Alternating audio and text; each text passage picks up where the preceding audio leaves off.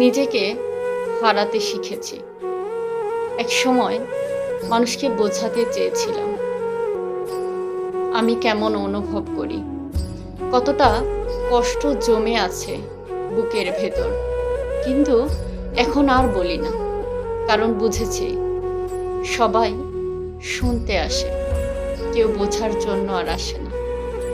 তাই এখন আমি চুপ হয়ে গেছি, নিজের হাসিটাকেও অভিনয়ে মিশিয়ে ফেলেছি। আস্তে আস্তে এমন এক মানুষে পরিণত হচ্ছি যার কণ্ঠে কোনো অভিযোগ নেই, যার চোখে কান্না এলেও কেউ দেখতে পায় না। হ্যাঁ, আমি ঠিক করেছি, এখন থেকে আমি নিজের মতো করে বাঁচব। কারোর জন্য নিজেকে আর নষ্ট করব না, কারোর জন্য অপেক্ষাও করব না। আমি বদলে যাচ্ছি, তবে এই বদলানোটা সুখের নয়, এটা এক ধরনের আত্মরক্ষা।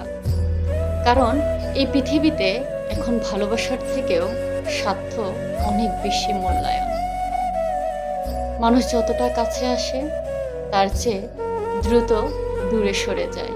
তাই এখন আমি কাউকে দূরে সরতে দেই না, বরং নিজেই ধীরে ধীরে দূরে সরে যাই। একদিন সবাই আমাকে ভুলে যাবে, হয়তো কেউ নামটাও মনে রাখবে না, তবুও আমি শান্ত থাকব। কারণ আমি জানি আমি একসময় নিঃস্বার্থ ছিলাম, আর এই পৃথিবী সেই ভুলটা ক্ষমা করেনি।